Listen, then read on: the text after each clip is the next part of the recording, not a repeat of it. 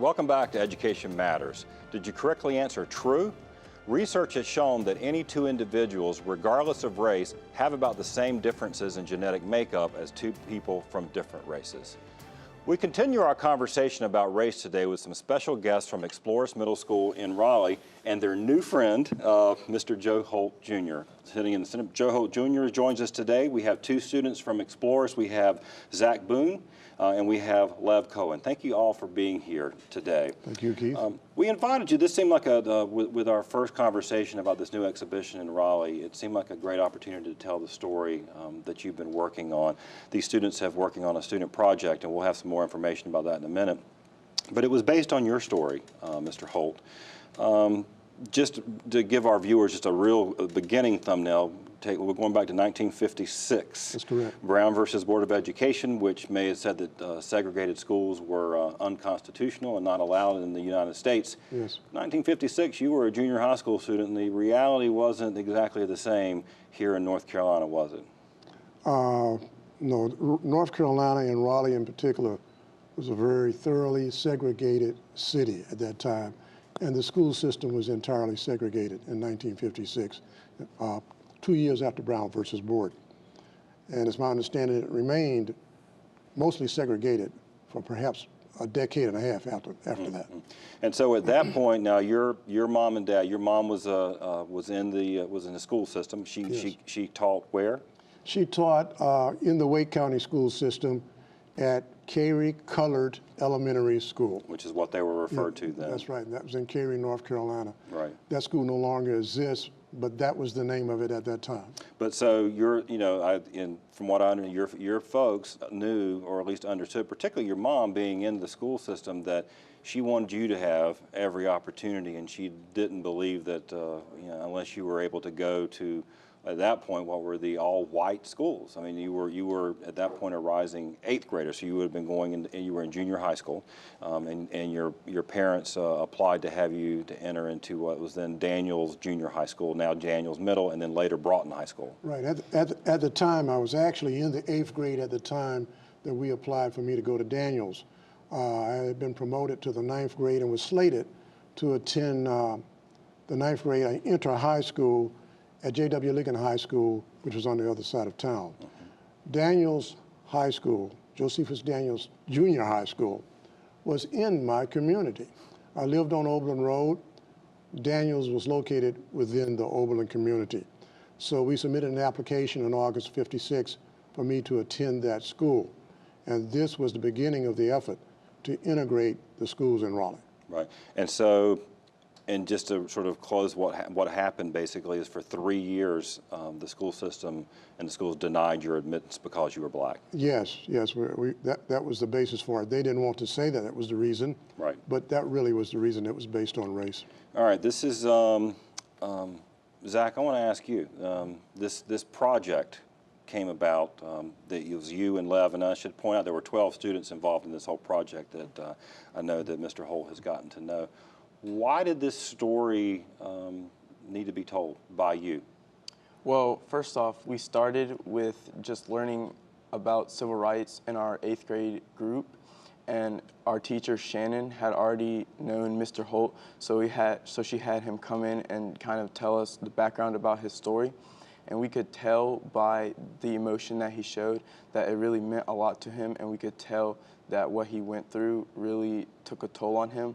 So we felt that people should know what he went through in order to end segregation in Raleigh's public schools.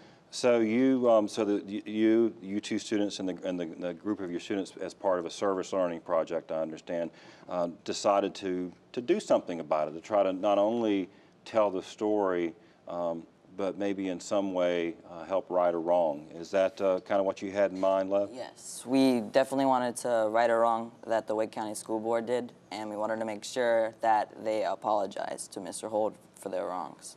And one of the things I mentioned that Mr. Holt's mom was a school leader her whole life, and one of the things that your students have done is you've petitioned the Wake County School Board to name a school in her honor. I think, and you've referred to it as a reparation.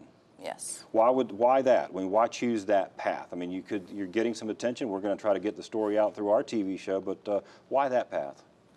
Well, we wanted reparations because we wanted Wake County to acknowledge that they did something wrong and to apologize to Mr. Holt. But we also wanted to recognize him through naming a school because that's what his story mattered in, education. Right. And that's why we thought it'd be a great idea to try to get a high school or middle school named after him. Mr. Holt, what do you think about these young folks? Oh, I'm just very, very proud of them, first of all. I've met with them on 2 or 3 occasions, and each occasion I've been just so impressed with their intelligence. They're highly motivated. They work as a team. Much of this credit needs to go to their teacher, Ms. Shannon Hardy.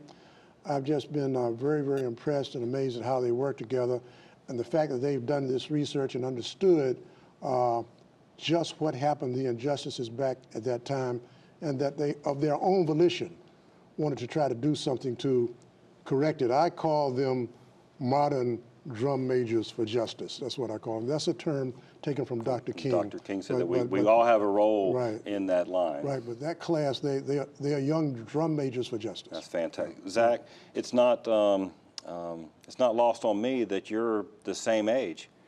You're going into high school, Sanderson, next year, that Mr. Holt was going. How does that make you feel?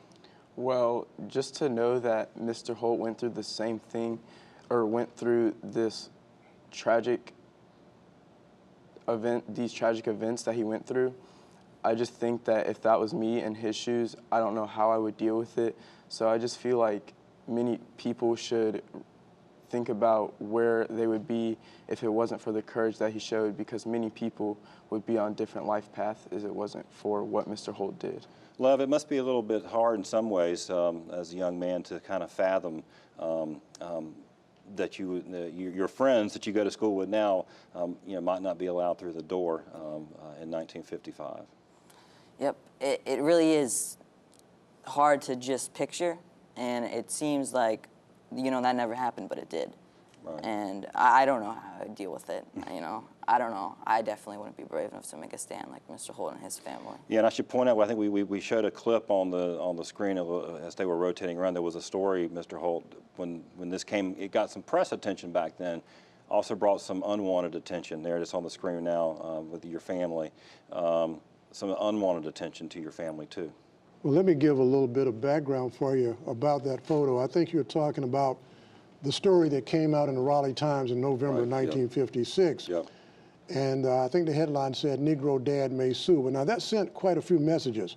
First of all, if you went through the newspapers back at that time in Raleigh, you seldom saw any photos of black people. You wouldn't even know they were in Raleigh unless a crime had been committed. So the message to the community was that this family has crossed the line. Crossed the line. And they have committed an offense. And it resulted in some harassment, and I think ultimately your father ended up losing his job over it. Unfortunately, we have so much we wanted to talk about, Mr. Holt, and but we are out of time today. But I want to thank you for sharing your story with us today. Zach, Love, thank you for what you're doing. I think you're making a difference at a young age, and I appreciate you being here. But thank you three for being here. After the break, this week's Leadership Spotlight.